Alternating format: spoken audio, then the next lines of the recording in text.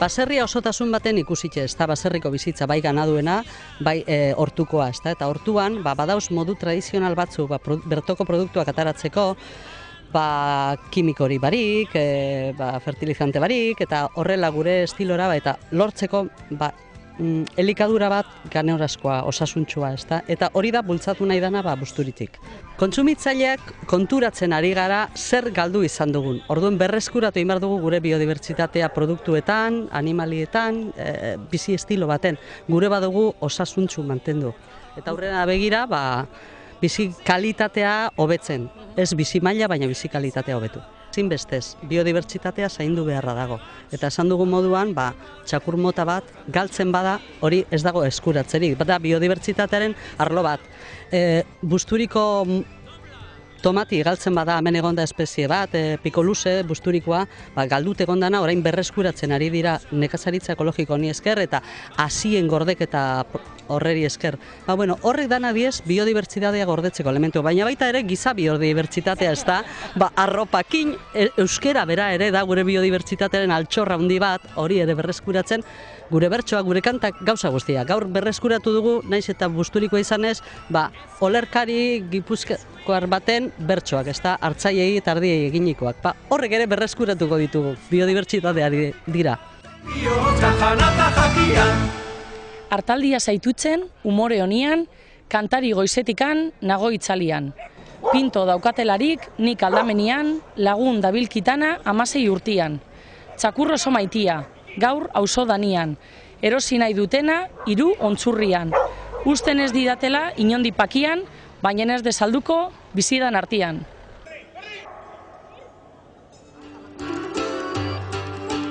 Erdizka, dobla. Gehienak hemen Bizkaikoa dira, eta gehienak instalatu direzen gazteak. Zen nahi duguna azok hauekin da pizkat, instalatzen da bizen gazteek hartzeko pizkat temperatura, ez? Esateko ikusteko beraiek zelan funtzionatu duten merkatuak, eta beraien artean ere egoteko, ipinteko presioak, ikusteko zelako produkta dituzten, eta temperatura pizkat hartzeko. Eta gehienak hemen Bizkaiko ingurukoa dira, azkenan guretzako ere garrantzitsua da produktua lokala eta bertakoa, ingurukoa izateaz. Eta gero bai ekarri ditugula, adiez hemen produzitzen ez diren, produktu konkretu batzuk igual ekarri ditugu Gipuzkoatik edo Nafarrotik, adiez Estia eta olako gauza batzuk, baina oso gauzak gitzi. Bai, herrian. Ni izatez mundakakoa naz, baina negutegiak eta hortua eta gusturin dekot. Orduan, herrian. Batez be, janarian uste donik, azkenean badakizula zer jaten dozu, dala janari hutsa, ez dagoela besterik, eta gero gure lanan aldetik askoz lan gehiago egin behar dozu. Produzio bardina eukitzeko, galtzen da askoz gehiago, eta euki behar dozu kontu asko gehiago, tomateak eta danak eukitzeko.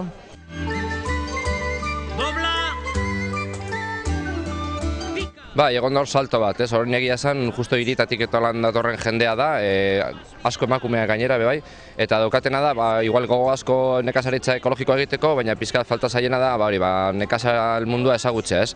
Eta guretzako erronka importantea, baina egia esan jente asko dago gero eta gehiago interesatua nekazaritzara bueltatzeko, baina adibidez, hor arazoak ditugu lurra eskuratzerak orduan, ez? Pizkat da zailtasun handiena, eta hemen proseinu asko dago lurraren inguruan, eta horre pizka bat galarazten du jende gazte instalatzea sektorea, baina bestela, jende asko dago interesatuta. Badoaz, astiro, eta nik uste dut tendentzia gero eta gehiago doala jendea hortik, eta ekoizleen artetik nik uste dut ere berriak sartzen garen guztiak ez, baina gehienak ekologikora joaten dugula. Berria esan duzu, denbora gitzi daro zuelane... Urte eta erdi daro bat. Solua eta beti egonda etxean, baina profesional moduan edo urte eta erdi bakarrik. Nolakoa izan da urte eta erdi hau? Oso gatza, lan asko eta baina ia bagagoz martzan. Eskuin, ezkerta hiru.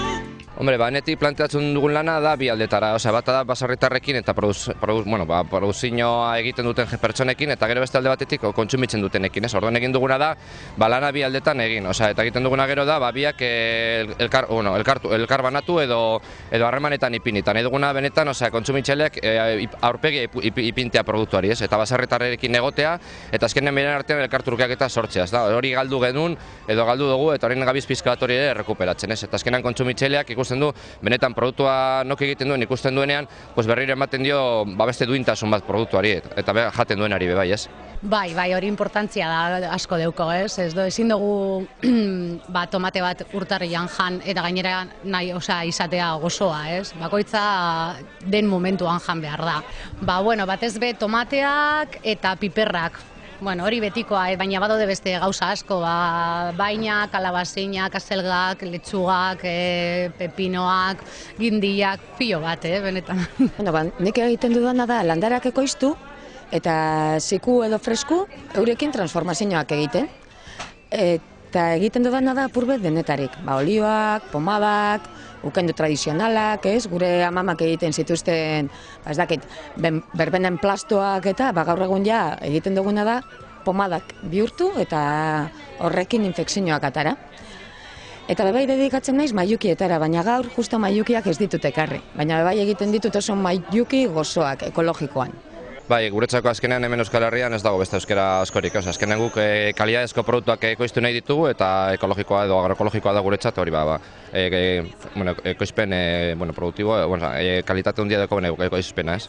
Guretzako helburu bat da pixka lurra babestea eta lurra ondo zaintzea, ez, eta azkenean gure atzetik datozenei lurra egoera egokian iztea, ez, eta horretarako guretzat ekologikoa edo agroekologikoa edo iraunkorra, ez, guk askotan nekazaritza iraunkorra esaten dutzeko, azkenean nahi duguna da, hemendik 20 urtetara nekazaritza berdina edo hobea egitea jarraitzen, Ez dakik gitzi daukagun, badago lurra, basak azkenean lur hori ez da benetan erabiltzen, dago espekulazio handia eta oso garestia da, ez dago legerik lur hori babesten duena, orduan hor ikusten dugu arazorik handiena hori da, da ondasun hori berreskuratzea edo babestea, ez.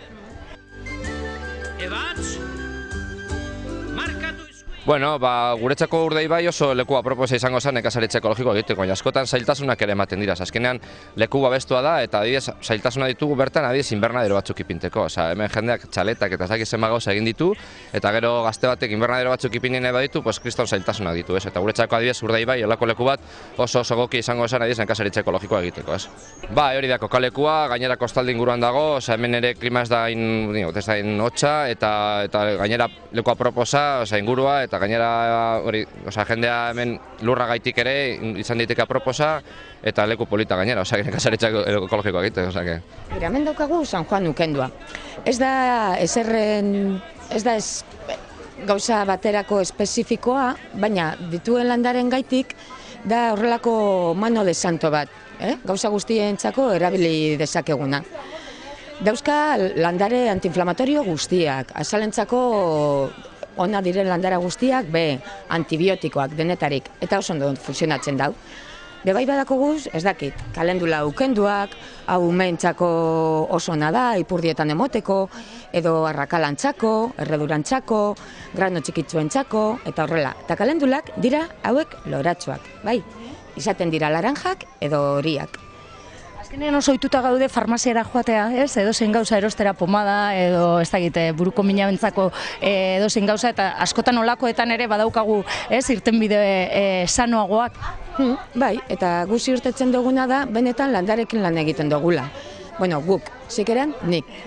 Ekologikoa garestiagoa da kontsumitzailearentzako? Ez, esan izan behar. Azkenean ekologikoa, normalean hortuariak eta holan, azoka batetara joaten gara, beste produzio konbentzional moduko presioa daukate. Askotan gertatzen dena da, adibidez, hortuarietan, supermerkatuetan hortuari horrek benetan ez daukala bere kostea jarrita, azkenean gero beste impostu batekin ordaintzen ditugu, eta gero adibidez ekologikoan bai, transformazioetan eta adibidez animalitatik eta datozen produktuetan, hor bai dagoela pizka bat, dala pizka garestiago, ze orain pentsua jateko base guztia soja izan daiteke eta hori ere aldatzen gabiz. Eta nahi duguna da azkenean gero eta autonomia gehiago ukitea hemengo baserritarrak eta azkenean beraien produzioak inguruko etxaldean produzitzea. Eta hori lortzen gunean ere azkenean presioa pizkat nire ustez finkatuko da. Azkenean gu kontsumitzea produktu ekologikoa, baina ez dakin ondik ekarritakoa guretzat hori ez da ekologikoa. Azkenean ekologikoa ez da bakarrik ekoiztea, baizik eta gero kontsumitzera orduan ere. Ekologikoa azkenean izan behar da prozeso zon eta ekartzea gauza da kanpotik eta gero supermerkatu batean erostea eta naiz eta ekologiko segi lauki, horrek ekologikoa ez dauka gauza askorik. Ezkerta hiru!